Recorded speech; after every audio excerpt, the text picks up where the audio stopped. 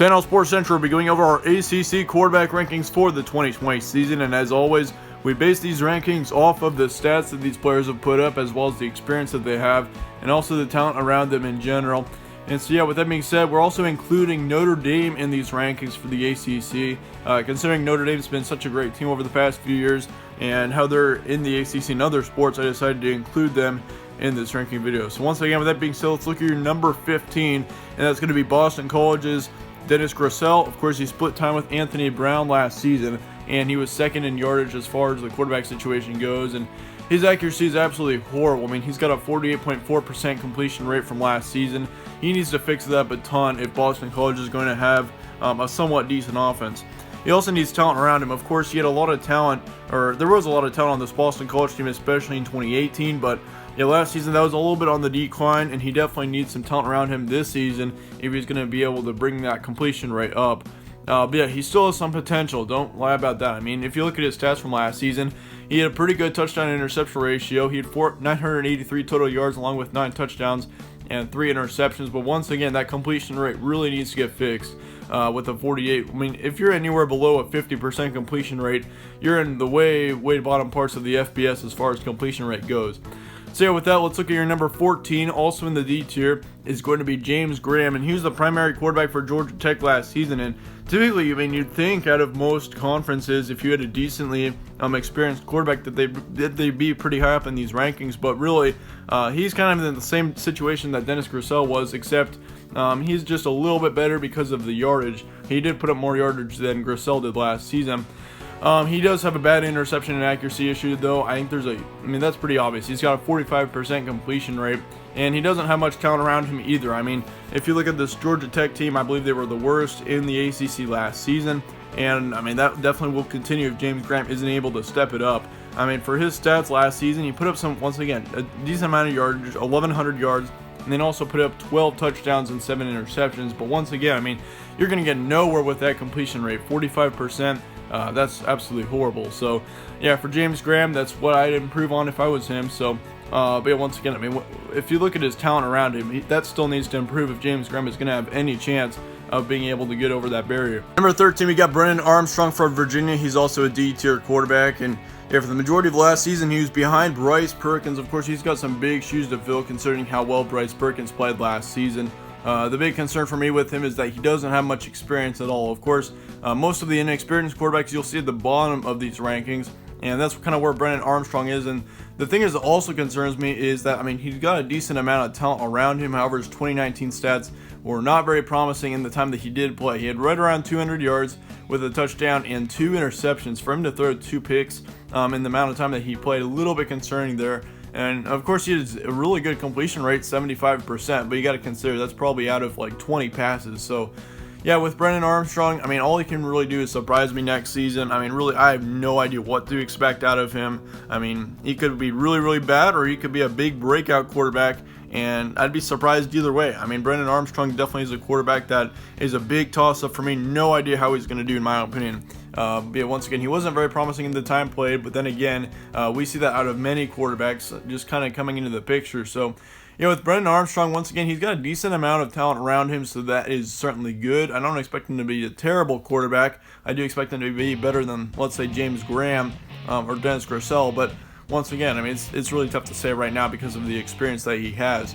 Moving on to number 12, we got Chase Bryce out of Duke, and he transferred in from Clemson, and he played behind Trevor Lawrence when he was at Clemson for a couple of seasons. So he does have a decent amount of experience there. Of course, he was able to learn behind a great quarterback in Trevor Lawrence, who I do expect to be a big contender for the Heisman next season, and that in general is huge. And I mean, he's got, once again, experience out of a great quarterback, but the only problem is he hasn't really played much, so it's really tough to say whether or not Chase Bryce will be a good quarterback. But in the time that he has played, I mean, he's put up some decent completion rates. He was above 60% in his 2018 season, but then again, he only put up 442 yards, and he had 3 interceptions with only 5 touchdowns. So his touchdown-interception ratio was not very good last season. However, he did improve it going into 2019 when he did play. He had 4 touchdowns and 1 interception there, but his completion rate declined a lot. So honestly, yeah, Chase Bryce is kind of like the previous quarterback, of course. In my opinion, I mean, he can do really much anything but surprise me. I mean, if you look at 2019, he did improve the touchdown interception ratio once again, but his percentage wasn't very good. So he does have a decent amount of upside, though I will say that. Of course, I think if he's able to control an offense and he knows that he's not behind any quarterbacks anymore, I think that's going to help him a ton. And especially at Duke, which is a team that I think has a ton of potential in general, I think Chase Brice could be a huge addition to them. But then again, it's still really tough to say. He doesn't have a whole lot of experience. Moving on to number 11, we got your first C-tier quarterback, Devin Leary out of NC State, and he split time with Matt McKay last season. And I do expect him to have the full-time position for the 2020 season, of course. Kind of in the same situation as you could say with James Graham or Dennis Grissel. He does not have a very good completion rate at all. It's kind of crazy with these ACC quarterbacks. I mean, every quarterback in the ACC has a way below average completion rate. Of course, I remember in the Big Ten rankings, I think we saw every quarterback at least above 55%. So with these ACC quarterbacks, it's pretty different. But yeah, with Devin Leary, of course, he put up some decent yardage last season, 1,200 yards. His touchdown interception ratio was not very good. 8-5 is what he had there, but his completion percentage definitely needs to be improved. Yes, he had a 48% there. So yeah, with Devin Leary, of course, I mean, he had a decent season. I think it's going to be a bigger season for him in 2020 when he has the full-time position. Well, he does need to fix up that accuracy and interception problem that he does have. Of course, really no quarterback's going to get anywhere if you're throwing 5 picks through 8 touchdowns. So yeah, for Devin Leary, that's something that he definitely needs to improve on. But I do expect him to. Of course, this was his first main year of a lot of action, so I do expect him to improve a ton. And I mean, that's what you see out of most young quarterbacks. They improve a ton as the seasons go on. So yeah, I'd expect that out of Devin Leary as well. Moving on to number 10, we got Tommy DeVito out of Syracuse, and he's a very overlooked quarterback. I mean, he had a decent 2019 season, and really, I mean, this is the first quarterback on this list where really I think you should be looking at them. Really, I have not heard one analyst talk about Tommy DeVito really ever, and I think, he once again, he's very overlooked. He put up some really good stats last season. 2,300 yards, 19 touchdowns, and 5 interceptions is what he had. He also had a 63% completion percentage. So overall, really good stats.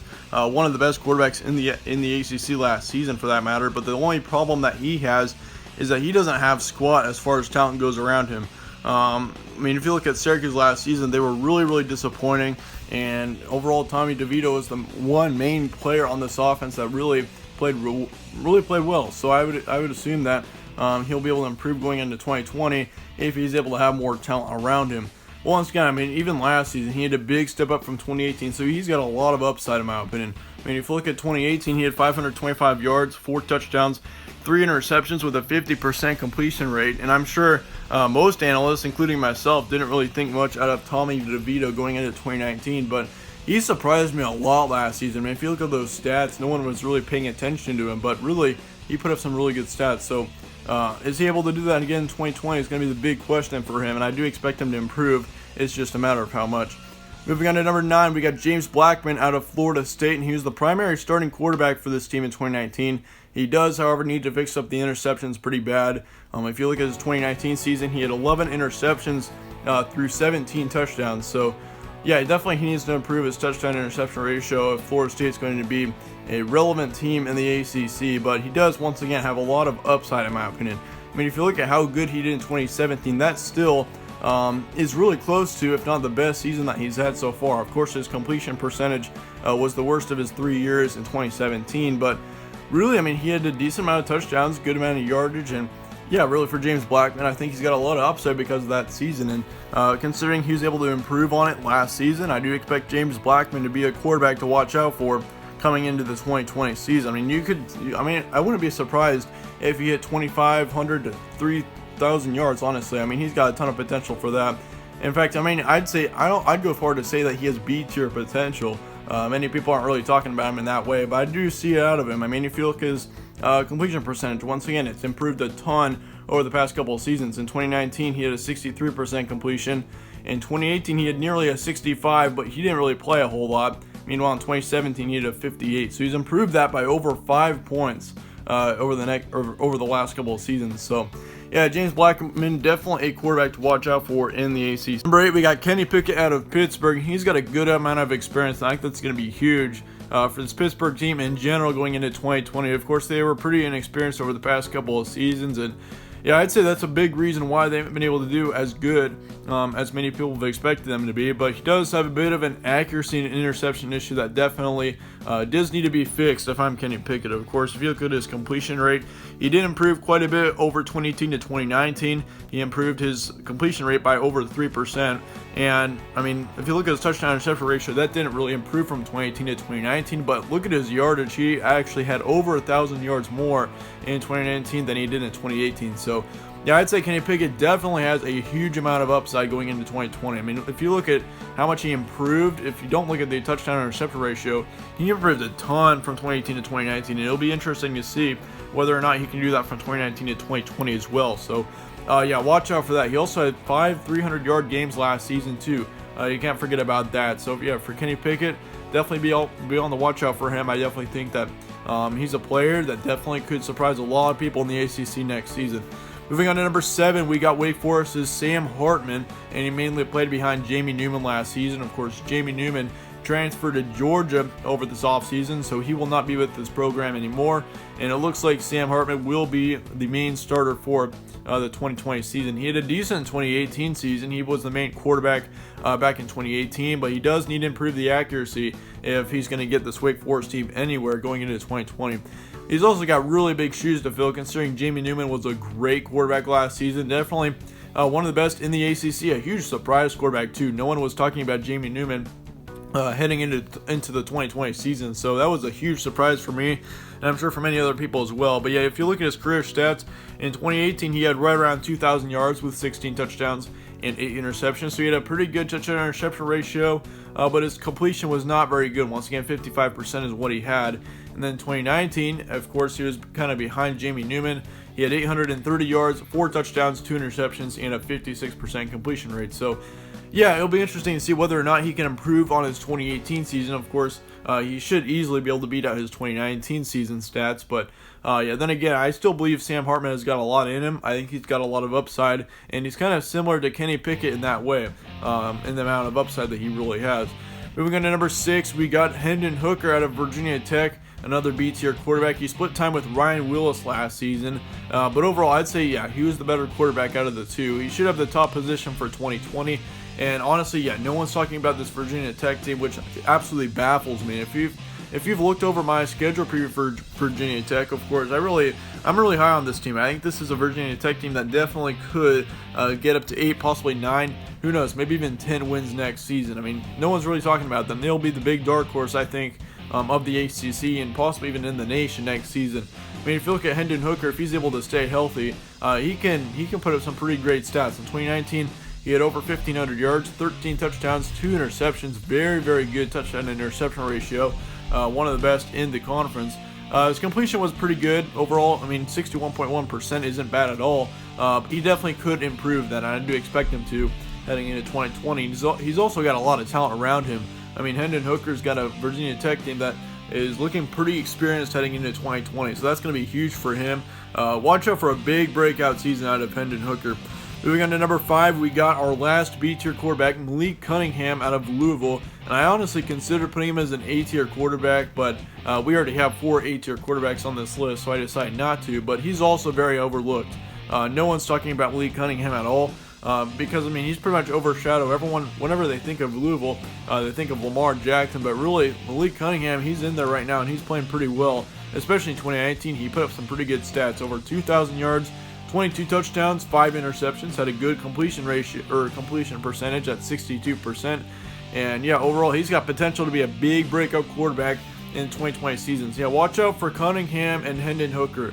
Those are the 2 quarterbacks. If you're an ACC fan, watch out for those 2 quarterbacks, as I expect them to have really good seasons.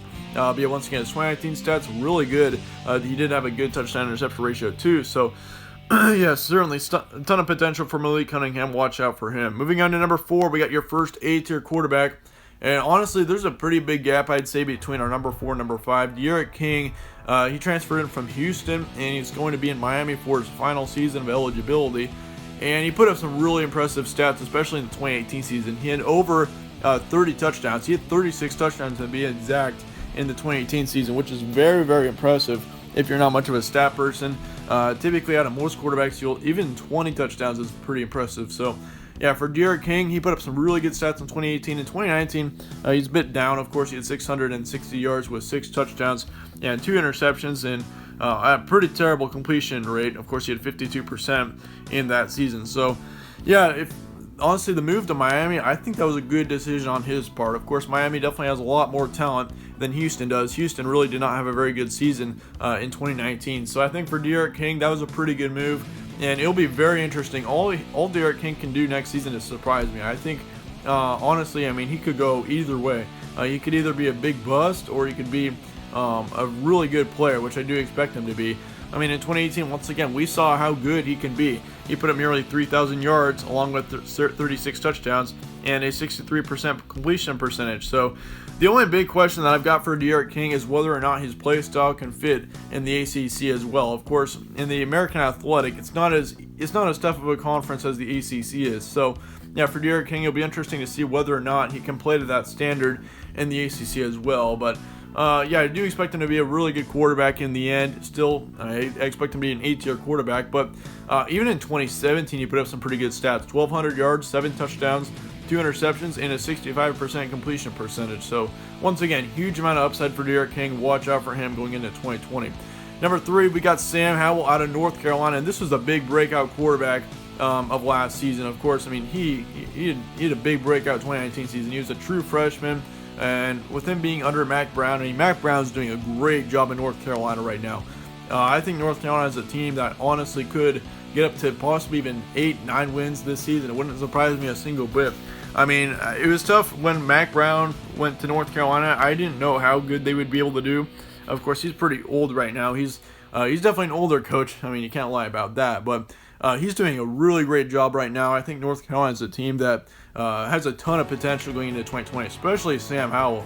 I mean, as a true freshman to put up the stats that he did, I mean, he put up over 3,600 yards, 38 touchdowns, and 7 interceptions. Absolutely, yeah, those are some baffling stats, especially out of a true freshman. So, yeah, be watching out for Sam Howell. I mean, he led the ACC in passing touchdowns last season as a true freshman too. I mean, that's incredible. So, yeah, definitely he's got the most upside in the ACC, I'd have to say. I mean, him and D'Eriq King definitely both, I think, have potential to put up some really big numbers this upcoming season, but especially Sam Howell. I mean, for him to do as well as he did, if he can stay healthy, you could possibly see a 4,000-yard season out of him. I mean, he's got a ton of talent around him. He's returning most of his receivers. Watch out for this North Carolina team. They can be scary next season.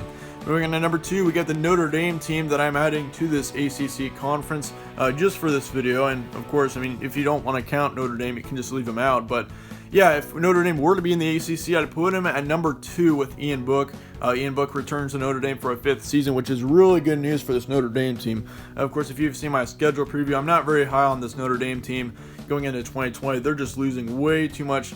Production going into 2020. But Ian Book, he's going to be a big bright side for this Notre Dame team heading into 2020. He's had 2 consecutive 2,500-yard seasons. He also had over 3,000 yards last season, and his completion percentage was really good in 2018. He did take a bit of a step down in 2019, but then again, he had a lot more action in 2019. If you look at his stats, once again, over 3,000 yards in 2019, 34 touchdowns, 6 interceptions, also had a 60% completion percentage. Meanwhile, in 2018, he had right around 2,700 yards with 19 touchdowns and 7 interceptions, along with a nearly 70% completion percentage. So, yeah, Ian Book, we've seen how accurate he can be, and I certainly think next season he needs to get that completion percentage up. But then again, he still put up some really good yards. He's also got a good touchdown-interception ratio. He does not have much of an interception problem at all, which is huge for any quarterback in general. And moving on to... And now for the big surprise of the day, not really, but it's Trevor Lawrence out of Clemson. He was the most accurate quarterback in the ACC last season, and he led the ACC in total yardage and yards per play last season. He set multiple records, and quite honestly, yeah, Trevor Lawrence definitely, I mean, it's a no-brainer for me that he's the best quarterback in the ACC next season. He's going to be a big Heisman contender, too.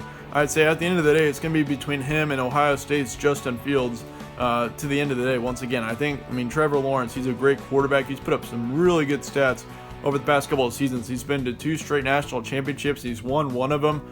Yeah, definitely you got to be on the watch out for Trevor Lawrence no matter who he's playing. But yeah, if you look at his stats over the past couple of seasons, especially in 2018, he put up 3,200 yards in his first season, 30 touchdowns, and 4 interceptions. His completion rate was great, 65% is what he had.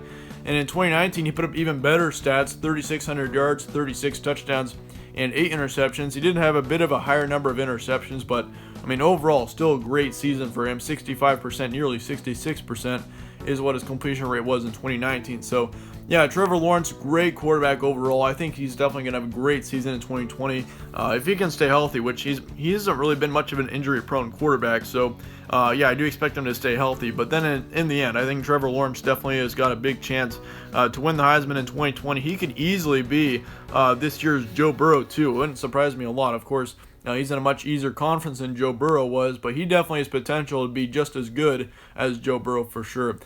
But yeah, with that about wraps up our ACC quarterback rankings for the 2020 season. This is a bit of a long video. Of course, we included Notre Dame in here as well, so we had 15 quarterbacks. But yeah, thanks for sticking around. Thanks for watching this one. If you enjoyed it, be sure to slap a like on it, subscribe as well. It really helps out the channel, and I'd really appreciate that a whole lot. But yeah, once again, thank you all for watching. Be sure to stay tuned for more from All Sports Central. Let me know your thoughts in the comments below on these rankings, and I will see you all later.